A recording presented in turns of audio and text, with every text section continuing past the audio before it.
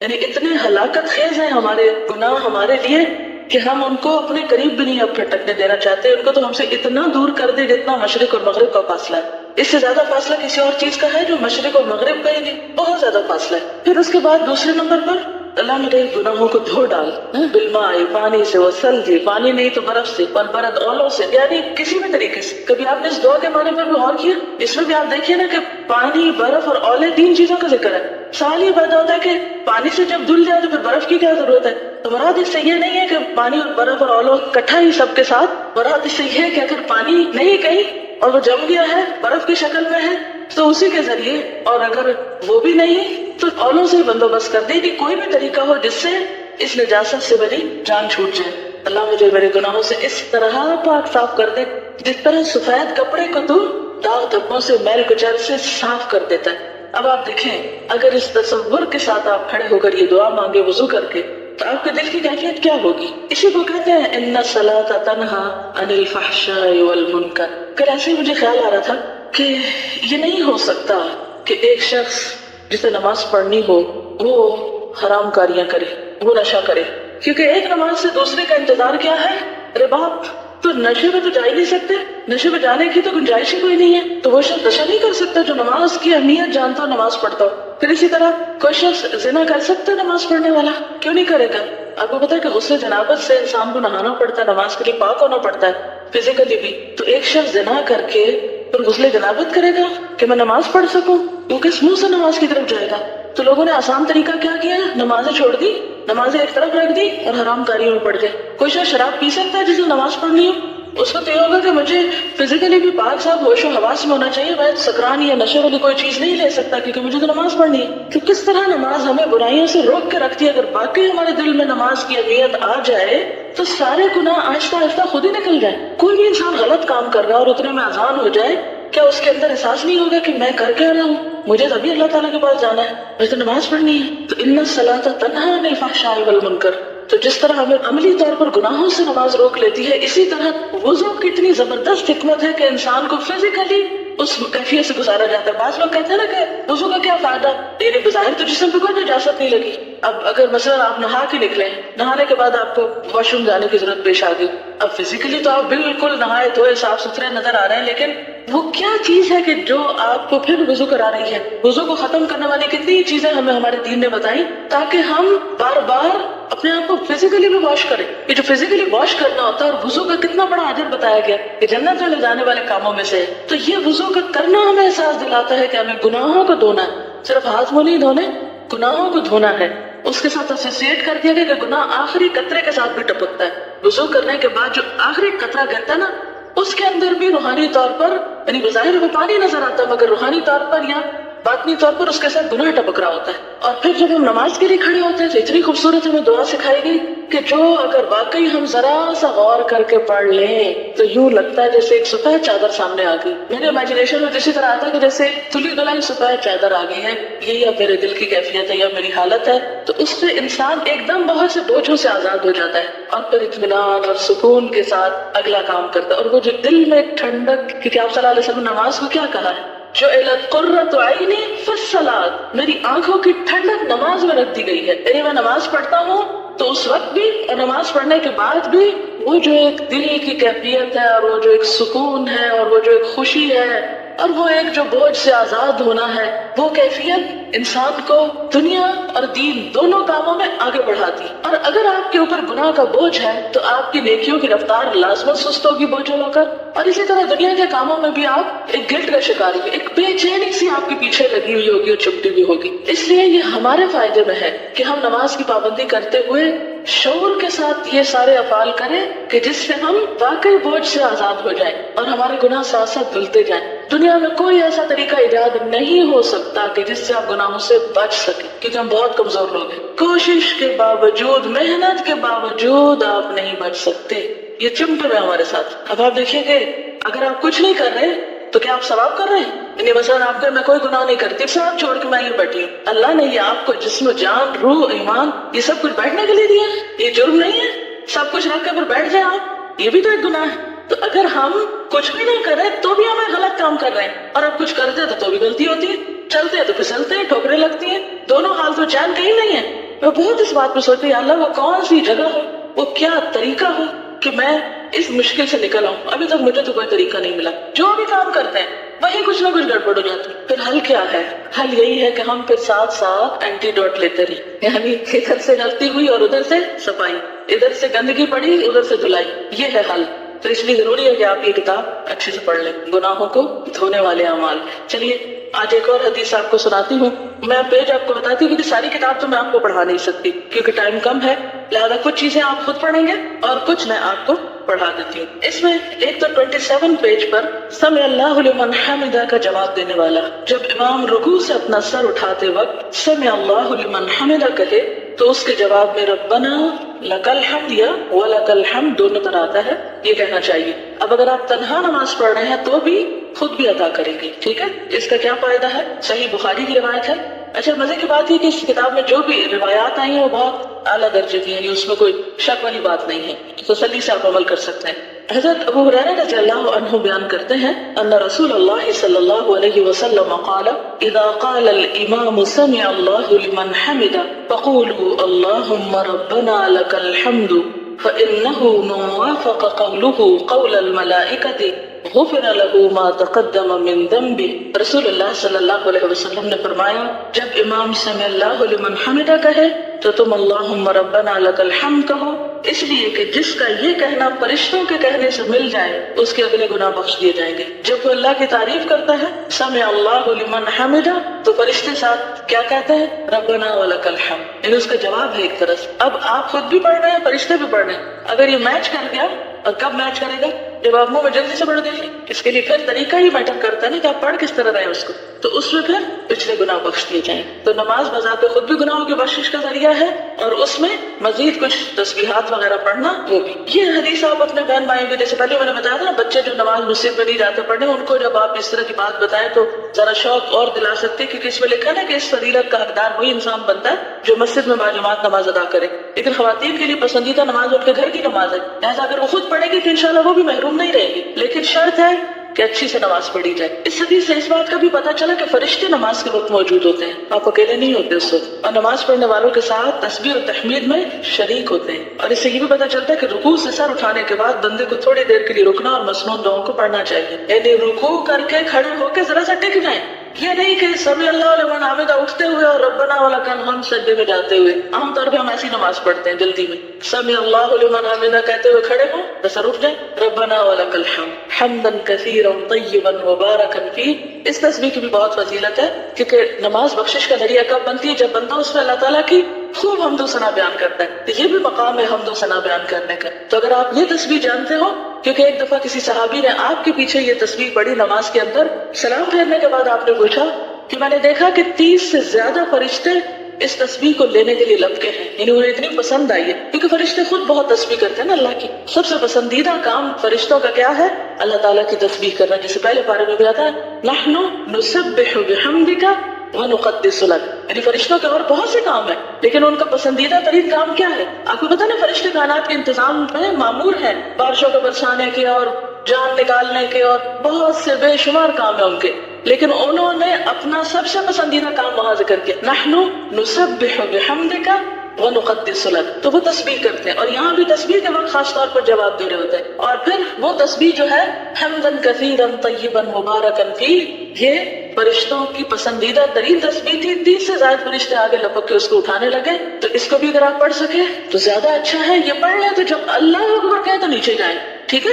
دیکھیے نماز میں خشوع کرنے کا ایک بہترین طریقہ کیا ہے کہ ہر سٹیپ کے بعد ذرا سا رک جائے کہ آپ کے جسم کی حرکت ختم ہو جائے, پھر اگلا سٹیپ ادا کریں. پھر جمعے کی فضیلت پر ہے, یہ بھی آپ اپنے جو مرد حضرات ہیں ان کو بتا سکتے ہیں. 35 صفحے پر آخری حدیث ہے, چونکہ پیچھے ہم اس سے ملتی جلتی حدیث پڑھ چکے ہیں, لیکن اس میں ایک نئی بات ہے جو آپ سے کرنا چاہوں گی. حضرت ابو ہریرہ رضی اللہ عنہ بیان کرتے ہیں ان رسول اللہ صلی اللہ علیہ وسلم قال الملائکۃ تصلی علی احدکم ما دام فی مصلاہ الذی صلی فیہ ما لم یحدث تقول اللہم اغفر لہ اللہم ارحمہ. یہ بھی بخاری کی روایت ہے. رسول اللہ صلی اللہ علیہ وسلم نے فرمایا فرشتے اس شخص کے لیے دعا کرتے رہتے ہیں جو اپنی نماز کی جگہ میں جہاں اس نے مسجد میں نماز پڑھی بیٹھا رہے جب تک کہ وہ بے وضو نہ ہو. یعنی سلام پھیرنے کے بعد اگر آپ بیٹھ کے تسبیحات کر رہے ہیں، دعا مانگ رہے ہیں، اللہ کا ذکر کر رہے ہیں، اپنا محاسبہ کر رہے ہیں، وہیں بیٹھ کے قرآن پڑھنا شروع کر دیتے ہیں. ٹھیک ہے، ہر نماز کے بعد تو ممکن نہیں، لیکن بعض نمازوں کے بعد آپ اپنے گھر میں کام میں روٹین میں چھٹی کے دن زیادہ دیر بھی بیٹھ سکتے ہیں. تو نماز کی جگہ پر بیٹھ کر جب تک آپ بے وضو نہیں ہوتے تو اس وقت تک فرشتے آپ کے لیے دعا کرتے رہتے ہیں. اللہم اغفر لہ، اللہم ارحمہ، اللہ اس کو بخش دے اور اس پہ رحمت کر. تو ہم سب کتنے محتاج ہیں اللہ کی رحمت کے، لیکن عام طور پہ ہم کیا کرتے ہیں، ادھر سلام پھیرا اور ابھی دوسرا سلام تو پورا نہیں ہوتا کہ ہم بھاگ کھڑے ہوتے ہیں. جیسے وہ کبھی آپ نے ٹیلی ویژن پر نماز دیکھی ہوگی، حرم سے نماز آتی ہے جو، کبھی اگر آپ نے غور کیا ہو، میں عام طور پہ فجر کی نماز دیکھتی ہوں تو اس میں ہوتا کیا ہے، جن لوگوں نے حجر اسود کو بوسہ دینا ہوتا ہے نا، ابھی امام السلام علیکم ورحمۃ اللہ کر رہا ہوتا ہے اور وہ جلدی سے کر کے دوڑ رہے ہوتے ہیں کہ ہم پہلے پہنچ جائیں، اور وہ جو پیچھے مکبر ہوتا ہے وہ تو ابھی اس کے سلام تو چل ہی رہے ہوتے ہیں اور لوگ پہنچ چکے ہوتے ہیں وہاں. تو بعض اوقات ہمارا بھی حال یہی ہوتا ہے کہ ہم دنیا کی طرف اسی طرح ادھر سلام پھیرا نہیں اور ادھر دوڑ لگا دی، مصلی سے فوراً اٹھ کے ادھر ادھر کے کاموں میں مشغول ہو گئے. تو کوشش کیا کریں، الا یہ کہ آپ کے جسم میں کوئی تکلیف ہے، جیسے خواتین بزرگ ہو جاتی ہیں تو پھر بعض اوقات ان کا فرش پہ بیٹھنا بہت دوبر ہو جاتا ہے. اس لیے میں جوان بچوں سے کہوں گی کہ اس وقت سے فائدہ اٹھا لیں، اس عمر کو پہنچنے سے پہلے کہ جس میں آپ کے لیے زمین پہ بیٹھنا دوبر ہو جائے. کتنی بہنیں ایسی ہیں، خصوصاً خواتین میں نے یہ دیکھا ہے کہ ایک سرٹن ایج پہ پہنچ کے ان کے لیے فرش پہ بیٹھنا محال ہو جاتا ہے. ہڈیاں ایسے دکھنے لگتی ہیں، گھٹنوں کی ایسی تکلیفیں شروع ہو جاتی ہیں، جسم میں ایسی دردیں شروع ہو جاتی ہیں کہ بیچاری اس جگہ بیٹھ ہی نہیں سکتی، لا محالہ اٹھنا پڑتا ہے. اب ظاہر ہے کہ عمر کے ساتھ ساتھ جو مواقع پھر کم ہوتے جاتے ہیں نا، نیکیوں کی دوڑ بھی سست ہو جاتی ہے، اس طرح نہیں ہو سکتی. کیونکہ اکثر بچوں کو جب کہا جاتا ہے نا کہ اس عمر میں اچھے کام کرو، کہتے ہیں لو آپ نے اپنی تو ساری زندگی اور کاموں میں گنوا دی، ہمیں کہتے ہیں ابھی سے کرو. میں کہتی ہوں کہ یہ کیا عجیب بات کر رہے ہیں بچے، کہ شکر نہیں کرتے کہ انہیں جلدی پتہ چل گیا. تو کہنا چاہیے شکر ہے آپ کو لیٹ پتہ چلا اور ہمیں جلدی پتہ چل گیا، ہم لکی ہیں. یہ کہنے کے بجائے الٹا کہتے ہیں چلو آپ نے تو اتنی زندگی گمراہی میں گزاری اور ہمیں آپ کہتے ہیں ابھی سے کرو. کہ نیکیوں میں جلدی کرنے کو آپ ایک عیب کا کام سمجھتے ہیں، اپنی شان کے خلاف سمجھتے ہیں. شکر کیوں نہیں کرتے کہ آپ خوش قسمت ہو، پہلے پتہ چل گیا. اگر دنیا کی کسی چیز کا اگر ماں باپ کہنا کہ ہمارا بزنس تو وہ آفٹر 40 اتنا فلرش کیا تھا اور تم تو 20s میں یہ لے بیٹھے، تو آپ کہیں گے بہت لکی ہیں کہ ہمیں 20s میں اتنا کچھ مل گیا جو ماں باپ نے 40s میں جا کے کمایا. دنیا کے لیے تو الٹے پیمانے ہمارے، لیکن دین کی بات ہو تو کہتے ہیں آپ تو 40 سال کے بعد یہ کر رہی تھی اور ہمیں کہتی ہیں 20 سال میں ہی کر لو. انتہائی نہ سمجھی کی بات ہے، لیکن ظاہر ہے کہ ابھی ان کی ایج ایسی ہے کہ ان کو اتنی سمجھ نہیں آتی. مگر آپ طریقوں اور دلیلوں سے تھوڑا تھوڑا پیار سے، محبت سے، لاڈ سے سوچ بدل سکتے ہیں. اصل بات ہوتی ہے انسان کی سوچ بدلنا. اگر آپ اس میں کامیاب ہو جاتے ہیں تو پھر گھر والوں سے کچھ بھی کرانا مشکل نہیں ہوتا. ہم بعض اوقات چیزوں کو صرف ٹھوستے ہیں، یہ کرو یہ نہ کرو، یہ کرو یہ نہ کرو، پھر وہ اکتا جاتے ہیں ہم سے کہ یہ نہ نظر آئے ہمیں کہیں. تو اگر آپ ان کے ساتھ کنورسیشن کریں، ڈسکشن کریں، پوچھیں اور پھر آخر میں جا کے ان کو فورس کریں تو وہ تو ٹھیک ہے. تو بہرحال بات یہ ہے کہ آپ لوگ اس ایج میں اگر ممکن ہو دن میں ایک نماز میں، ہفتے میں ایک دن اس عمل کو اپنی زندگی کا خاصہ بنا لیں کہ نماز کے بعد کچھ دیر مصلی پہ بیٹھ کے فرشتوں سے دعائیں لینی. اچھا اب آپ دیکھیں کہ ہم ہر وقت تلاش میں رہتے ہیں، کوئی نیک بندہ ہمیں ملے تو ہم اسے کہیں کہ تم ہمارے لیے دعا کرو. اس کو کہتے ہیں دعا کرو، اس کو کہتے ہیں، پھر اس سے وعدے لیتے ہیں اور اس کے اوپر بوجھ ڈالتے رہتے ہیں، اور اس بیچارے کے پاس اپنے لیے مانگنے کا بعض اوقات وقت نہیں ہوتا، دوسروں کے لیے کیا مانگے گا. اور ادھر فرشتے انتظار میں بیٹھے ہیں کہ تم ذرا خود مصلی پہ بیٹھو نا، ہم بھی تمہارے لیے دعا کرتے ہیں. اس کے لیے ہم تیار نہیں ہیں، اور اس کی بنیادی وجہ ہمیں خود بھی نہیں پتا کہ وہ ہمارے لیے کس وقت کون دعا کر سکتا ہے. تو فرشتوں کی دعا کا مستحق ہوتا ہے وہ شخص جو خود نماز پڑھ کے مصلی پہ بیٹھ جائے کچھ دیر. تو اس میں جلدی نہ کیا کرے، بہت دیر بھی نہ لگائے کہ گھر والے تنگ آ جائے، لیکن اپنا ایک خاص وقت بنائے ہر کام کا، ایک پرائیویٹ ٹائم جب لوگوں کو آپ کی ضرورت نہ ہو. ٹھیک ہے نا، مثلاً اگر فجر کے وقت گھر والے سو رہے ہیں، آپ ارلی اٹھ کے تو آرام سے بیٹھے ہوئے ہیں، یا مغرب کے بعد یا عشاء کے بعد بچے سو گئے، آپ نے نماز پڑھی اور آپ نے جو کچھ کرنا ہے ادھر مصلی پہ بیٹھ کے ہی کر لیں، یعنی اپنی دعائیں وہیں بیٹھ کے رکھ لیا کریں، قرآن پاک رکھ لیں، کوئی بک رکھ لیں، وٹ ایور. لیکن جب تک آپ اس مصلی پہ بیٹھے ہیں فرشتے آپ کے لیے دعائیں کر رہے ہیں، انجوائے کیا کریں. ہم تو آپ کچھ اور کر رہے ہیں اور فرشتے ہمارے لیے دعا کر رہے ہیں. اپنا لیسن بیٹھ کے یاد کر لیا کریں، کچھ بھی اینی تھنگ. تو کم از کم روز ایک دفعہ، اتنا نہ ہو تو ہفتے میں ایک دن، چھٹی کے دن یا کوئی ایک دن جس میں آپ ذرا زیادہ دیر مصلی پہ بیٹھ جائیں. ٹھیک ہے. پھر اسی طرح یہ بھی بڑی خوبصورت ہے 39 پیج پہ 100 مرتبہ سبحان اللہ کہنا. عن ابی ہریرہ رضی اللہ عنہ ان رسول اللہ صلی اللہ علیہ وسلم قال من قال سبحان اللہ وبحمدہ فی یوم 100 مرۃ حطت خطایاہ وان کانت مثل زبد البحر. یہ بھی بخاری کی روایت. حضرت ابو ہریرہ رضی اللہ تعالی عنہ سے روایت ہے کہ رسول اللہ صلی اللہ علیہ وسلم نے فرمایا جو شخص دن میں 100 مرتبہ سبحان اللہ و بحمدہ کہے اس کے گناہ مٹا دیے جاتے ہیں، خواہ وہ سمندر کی جھاگ کے برابر ہی کیوں نہ ہو۔ اور سمندر کی جھاگ کے چھوٹے چھوٹے گناہ، جیسے آپ صلی اللہ علیہ وسلم نے حضرت عائشہ سے فرمایا تھا نا، عائشہ چھوٹے چھوٹے گناہوں سے بچتی رہنا، ورنہ وہ کیا کرتے ہیں، وہ ایک ڈھیر بن کے جلا ڈالتے ہیں، یعنی زیادہ ہلاکت خیز ہو جاتے ہیں۔ بڑا گناہ تو ایک ہی بڑا نا، لیکن چھوٹے چھوٹے مل کے اس سے بھی بڑے ہو جاتے ہیں، ٹھیک ہے نا، قطرہ قطرہ دریا ہو جاتا ہے۔ تو یہ جو سمندر کی جھاگ والی بات آتی ہے تو میرے سامنے وہی ایک پکچر آ جاتی ہے کہ چھوٹے چھوٹے چھوٹے چھوٹے گناہ ڈھیر لگ گیا ان کا، جن کو ہم نے حقیق سمجھا وہ ایک بہت بڑی کوانٹٹی بن گئے۔ ایسے چھوٹے چھوٹے گناہوں کی معافی کے لیے اللہ کی حمد و ثنا۔ پھر آپ دیکھیں تسبیح جو ہے یہ کتنی بہترین چیز ہے، لیکن مشکل پتہ ہے کیا ہے؟ بات یہ ہے کہ دیکھنے کو یہ عمل بہت چھوٹا لگتا ہے اور آپ کہتے لو یہ کیا مشکل ہے، یہ تو میں آرام سے ہی کر سکتا ہوں، لیکن اصل بات یہ ہے کہ یہ اتنے آرام سے نہیں ہوتا۔ اصل مشکل پابندی ہے، روزانہ کرنا، صبح شام کی دعاؤں میں بھی یہ عمل لکھا ہوا ہے، کتابیں آپ کے پاس ہیں، کتنے لوگ اب تک کرتے ہیں؟ کتابیں تو سب کے پاس، لیکن فیو ہینڈز ہیں، سارے نہیں ہیں، 100% نہیں کر رہے آپ لوگ۔ کتنا آسان عمل ہے لیکن 100% نہیں ہو رہا۔ میں چاہتی ہوں کہ یہ عمل آپ سب میں ہونا چاہیے، کوئی مشکل نہیں۔ اگر آپ ایک دن بیٹھ کے سبحان اللہ و بحمدہ سبحان اللہ و بحمدہ کو 100 دفعہ گنے تو 2-3 منٹ سے زیادہ نہیں لگتے، تو 24 گھنٹوں میں 2-3 منٹ نہیں اپنا گناہ معاف کرانے کے لیے۔ اس کا طریقہ کیا ہے؟ میں نے اس کا کیا حل نکالا ہے کہ جب میں اپنے گھر سے نکلتی ہوں اپنے پڑھانے کی جگہ پر جانے کے لیے، اپنے آفس جانے کے لیے، تو میں بیٹھتے ہی ایک اور کام کرتی ہوں۔ اب وہ نا سواری پہ نفل پڑھ سکتے ہیں، تو چونکہ ٹائم کم ہوتا ہے تو عام طور پر میں گھر سے نکلتے ہی سبحان الذی سخر لنا اور وہ گھر سے نکلنے کی دعائیں پڑھ لیتی ہوں، اور جو ہی گاڑی قبلے کی طرف اٹھتی ہے تو میں اللہ اکبر کر کے 2 نفل شروع کر دیتی ہوں۔ ایک تو یہ ہے کہ نبی صلی اللہ علیہ وسلم کی سنت کی پیروی ہو جاتی ہے کیونکہ آپ سواری پر بھی نفل پڑھتے تھے، ٹھیک ہے۔ دوسرا یہ ہے کہ عام طور پر ہمارے اوپر اتنے فرائض اور ذمہ داریاں ہیں کہ نفل پڑھنے کا ٹائم کم ملتا ہے، تو ایسے اوقات کو انسان استعمال کر سکتا ہے، اللہ ہی کہ آپ کو ڈرائیو کرنے پھر تو نہیں ہو سکتا نا، کیونکہ مشکل ہے۔ لیکن اگر آپ کہیں بھی ہیں تو جس پوزیشن پہ بیٹھے ہیں آپ بیٹھ کے آرام سے نیچے ہو کے پڑھ سکتے ہیں۔ اچھا، پھر تیسری بات یہ ہے کہ جو ہی نفل ختم ہوتے ہیں تو میں تسبیح لے کے یہ تسبیح پوری کر لیتی ہوں۔ بعض اوقات اتنی دیر میں وہ جگہ آ جاتی ہے جہاں اترنا ہوتا ہے تو میں اس وقت تک اپنے کمرے میں نہیں داخل ہوتی جب تک میری تسبیح ختم نہ ہو جائے۔ تو اس طرح سفر جو ہے وہ الحمدللہ بہت اچھا گزر جاتا ہے اور وہ دن کا ایک وظیفہ ہو جاتا ہے۔ عمل کب چھٹتا ہے؟ جب سفر میں، یعنی اس طرح کے سفر میں ہوتی ہوں کہ ابھی اس وقت یہاں اور ابھی وہاں اور ابھی کوئی آ گیا اور ابھی فون آ گیا تو پھر گڑبڑ ہو جاتی ہے، پھر میں بیچ بیچ میں پڑھتی رہتی ہوں، مگر وہ جو ایک پابندی ہوتی ہے وہ چھوٹتی ہے۔ تو آپ لوگ اس وقت اس سال میں اپنی عادت کچھ اس طرح بنا لیں کہ مثلاً آپ اسی طرح عمل کر سکتے ہیں، آپ گھر سے نکلیں اس وقت، یا اگر آپ ہاسٹل کے اوپر سے آ رہے ہیں تو اس وقت میں آپ کر سکتے ہیں، اترتے ہوئے سیڑھیاں تو ویسے ہی سبحان اللہ پڑھنا ہی ہوتا ہے، اس وقت وہ پڑھ سکتے ہیں۔ یا پھر یہ ہے کہ آپ تھوڑا سا ادھر ادھر گھوم کے اپنی تسبیح پوری کر لیں، یا یہ کہ کلاس میں آ کے بیٹھے ہیں اور ابھی لوگ آ رہے ہیں یا آپ رک کے چل رہے ہیں تو اس وقت وہ پورا کر لیں۔ لیکن جب تک آپ اس عمل کو کسی چیز سے گرا نہیں لگائیں گے نا تو آپ کی پابندی نہیں ہوگی، اور اگر پابندی نہیں ہوگی تو پھر آپ اس سے فائدہ نہیں اٹھا سکتے۔ کوئی ایسا ٹائم جس میں آپ سوچیں کہ یہ کام تو میں روز ہی کرتی ہوں، مثلا آپ گھر میں روز برتن دھوتے ہیں تو آپ اس میں ٹائم دیکھ لیں 2-3 منٹ میں پورا ہو جاتا ہے تو ٹھیک ہے، نہ بھی گنے تو 100 سے زیادہ بھی ہو سکتا ہے، اس سے کیا نقصان ہے؟ یعنی ایک دن آپ بیٹھ کے ٹائمنگ کر لیں، پھر تسبیح نہ بھی اٹھائیں تو اتنے ٹائم تک آپ وہ تسبیح پڑھ کے بھی اس ثواب کو انشاءاللہ پہنچ جائیں گے۔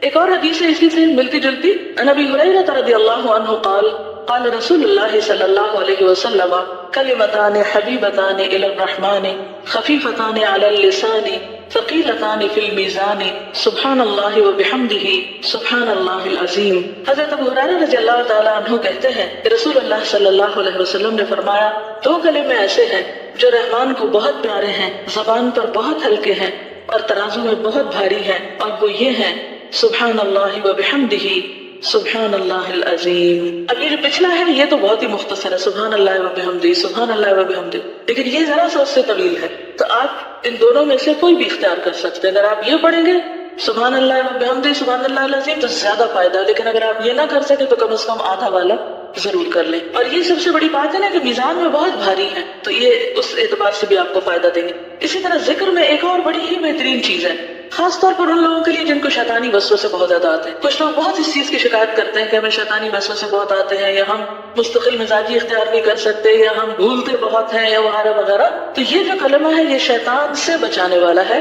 حضرت ابو ہریرہ رضی اللہ تعالیٰ عنہ سے روایت ہے ان رسول اللہ صلی اللہ علیہ وسلم قال من قال لا الہ الا اللہ وحدہ لا شریک لہ لہ الملک ولہ الحمد وهو على كل شيء قدیر فی یوم 100 مرة كانت له عدل 10 رقاب وكتب له 100 حسنة ومحيت عنه 100 سيئة وكانت له حرزا من الشيطان يومه ذلك حتى يمسي ولم يأت أحد بأفضل مما جاء الا رجل عمل اکثر منه۔ رسول اللہ صلی اللہ علیہ وسلم نے فرمایا جو کوئی لا الہ الا اللہ وحدہ لا شریک لہ لہ الملک و لہ الحمد وہو علی کل شیء قدیر ایک دن میں 100 بار کہے تو یہ اس کے لیے 10 گردنوں کے آزاد کرنے کے برابر ہوگا، اس کے لیے 100 نیکیاں لکھی جائیں گی، 100 برائیاں اس سے مٹا دی جائیں گی، اور یہ کلمہ اس کے لیے اس دن شام تک شیطان سے بچانے کا ذریعہ رہے گا۔ اور جو عمل لے کر یہ شخص آئے گا اس سے بہتر کوئی شخص عمل نہیں لائے گا سوائے اس آدمی کے جس نے اس سے زیادہ عمل کیا۔ اور اگین پھر وہی بات ہے کہ کس کے پاس وقت ہے کہ 100 دفعہ یہ پڑھے؟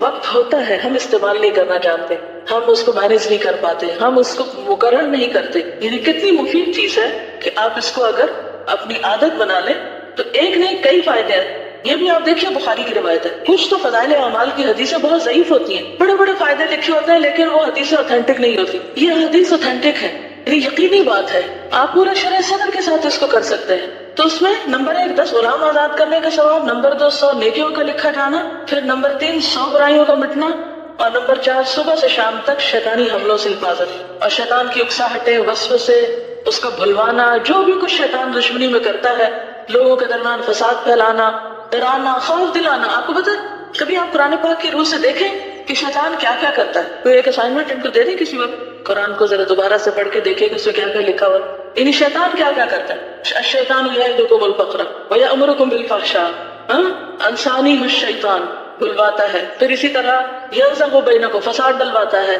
یعنی اور بھی اس کے بہت سے کام ہیں۔ شاید شیطان کے ہتھکنڈوں میں کچھ چیزوں کا ذکر بھی ہو، مجھے نہیں اب یاد کیونکہ 5 سال ہو گئے اس لیکچر کو۔ تو اب شیطان کے جتنے بھی وار ہیں ان سارے واروں سے یہ کلمہ آپ کو انشاءاللہ محفوظ رکھے گا۔ آپ کے اندر ایک ایمان کی ایسی طاقت ہوگی شیطان آپ کے اوپر آ نہیں سکتا۔ اور یہ جو لوگ یہ شکایت کرتے ہیں ان کو جن چمٹے میں اور معلوم نہیں کون کون ان کے پاس آتا ہے اور جاتا ہے، ان سب کو بھی اس سے خلاصی ہو سکتی ہے۔ یعنی جو اس قسم کی گفتگو فرمائے ان کو بھی یہ نسخہ بتایا کریں کہ آپ یہ عمل کریں اور پھر بتائیں، کیونکہ نبی صلی اللہ علیہ وسلم کی بات سے بڑھ کر سچی بات کس کی ہو سکتی؟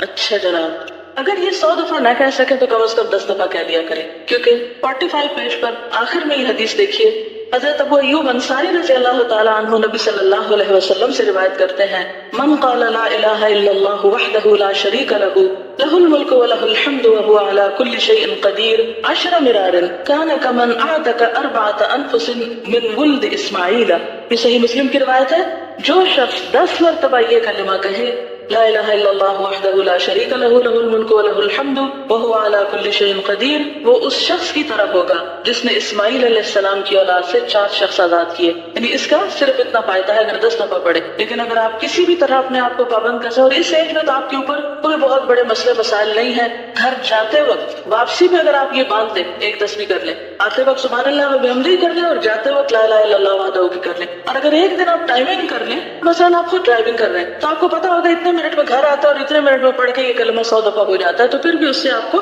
فائدہ ہوگا۔ اسی طرح نماز کے بعد جو تسبیحات پڑھی جاتی ہیں اس میں 33 مرتبہ سبحان اللہ، 33 مرتبہ الحمدللہ، 33 مرتبہ اللہ اکبر کہنا، اور 100 کی تعداد پوری کرنے کے لیے لا الہ الا اللہ وحدہ لا شریک لہ لہ الملک و لہ الحمد وہو علی کل شیء قدیر پڑھنا، اس کی ساری خطائیں معاف کر دی جائیں گی، اگرچہ وہ سمندر کی جھاگ کے برابر ہی کیوں نہ۔ اب آپ دیکھیں کتنی آپشنز آپ کو دی جا رہی، اب ایک کام کر لیں، وہ نہیں کر سکے دوسرا کر لیں، وہ نہیں کر سکے تیسرا کر لیں، لیکن کچھ نہ کچھ تو کریں۔ خوش قسمت ہے وہ جن کو یہ سب کرنے کی توفیق ہو جائے، کیونکہ یہ توفیق کی بات ہے، مشکل نہیں ہے، بہت ٹائم نہیں لگتا۔ ٹائم مینج کرنا خود سیکھیں، کیونکہ ذکر جو ہے وہ الذین یذکرون اللہ قیاما وقعودا وعلی جنوبہم، تینوں حالتوں میں کیا جا سکتا ہے، کھڑے بھی، بیٹھے بھی، لیٹے بھی۔ آپ کام کر رہے ہیں، آپ کچھ بنا رہے ہیں، صفائی کر رہے ہیں، کچھ بھی کرتے ہوئے آپ ذکر کر سکتے ہیں، صرف یہ ہے کہ آپ کو باندھنے کی اور پابندی کی ضرورت ہے۔ اور اس میں بھی میں نے خود دیکھا تھا 1.5 منٹ لگتا ہے یہ تسبیحات پڑھنے میں، اور ثواب کتنا زیادہ ہے۔ اور ایک اور بات یہ کہ آپ نے دیکھا ہوگا کہ نماز پڑھ کے جیسے آپ تھوڑا سا تھک جاتے ہیں نا، تو بیٹھ کے جب تسبیح کرتے ہیں تو آپ اس سے ایک طرح سے آرام بھی تھوڑا سا کر لیتے ہیں۔ یہ نماز کے بعد فرض نماز آپ نے اچھی سے پڑھی، اور پڑھنے کے بعد آپ تھوڑا سا فیل کرتے ہیں جیسے آپ you feel tired little bit, یعنی فزیکلی، تو آپ یہ تسبیح پڑھ لیں تو پھر دعا کر لیں، تو اس سے آپ کو اور زیادہ اطمینان اور سکون نصیب ہوگا۔ اور اسی سے ملتی جلتی حدیثیں جو ہیں یہ مزید بھی موجود ہیں، یہ آپ کے خود پڑھنے کے لیے میں نے چھوڑ دی ہیں۔ اور اس میں خاص طور پر رات کے وقت سوتے وقت اگر یہ تسبیحات پڑھی جائیں، خصوصاً تھکاوٹ کے بعد، آپ بہت تھک گئے ہیں، آپ کو نیند نہیں آ رہی، آپ تسبیح پڑھنا شروع کریں، پوری ہونے سے پہلے ہی سو جائیں گے۔ میں نے اکثر یہ تجربہ کیا، ایسا سکون آتا ہے کہ پتہ نہیں چلتا کتنی پڑھی گئی اور کتنی نہیں۔ حضرت فاطمہ سے متعلق یہ حدیث ہے، ان کو تسبیحات فاطمہ بھی اسی وجہ سے کہا جاتا ہے۔ حضرت فاطمہ رضی اللہ تعالیٰ عنہا نے یہ شکوہ کیا کہ چکی پیسنے سے ان کے ہاتھ پہ نشان پڑ گیا، اور وہ نبی صلی اللہ علیہ وسلم کے پاس ایک لونڈی مانگنے کے لیے آئی۔ اتفاق سے نبی صلی اللہ علیہ وسلم نہ ملے تو انہوں نے حضرت عائشہ سے اپنے آنے کا مقصد بیان کیا اور چلی گئی۔ جب نبی صلی اللہ علیہ وسلم تشریف لائے تو حضرت عائشہ نے آپ سے حضرت فاطمہ کے آنے کا ذکر کیا۔ حضرت علی رضی اللہ تعالیٰ عنہ بیان کرتے ہیں کہ نبی صلی اللہ علیہ وسلم ہمارے پاس اس وقت تشریف لائے جب ہم اپنے بستروں پر سونے کے لیے جا چکے تھے۔ میں نے آپ کو دیکھ کر اٹھنا چاہا، لیکن آپ نے فرمایا اٹھو نہیں، اپنی جگہ رہو۔ آپ تشریف لا کر ہم دونوں کے بیچ میں بیٹھ گئے۔ میں نے آپ کے پاؤں کی ٹھنڈک اپنے سینے میں محسوس کی۔ آپ نے فرمایا میں تم دونوں کو ایسی ترکیب نہ بتاؤں جو تمہارے لیے ایک خدمتگار سے بڑھ کر ہو۔ جب تم دونوں اپنی خوابگاہ میں اپنے بچھونوں پہ جانے لگو تو 33 بار اللہ اکبر کہو، 33 بار سبحان اللہ اور 33 بار الحمدللہ۔ یہ عمل تمہارے لیے ایک خدمتگار سے بڑھ کر ہوگا، یعنی کوئی خدمتگار تمہیں دبائے بیٹھ کے تو اس سے بہتر ہے کہ تم یہ تسبیحات پڑھ کر سو جاؤ۔ اچھا، اس میں 2-3 اور باتیں بھی پتہ چل رہی۔ نمبر 1، حضرت فاطمہ رضی اللہ تعالی عنہا کا اپنے ہاتھوں سے کام کرنا۔ نمبر 2، آپ صلی اللہ علیہ وسلم کے پاس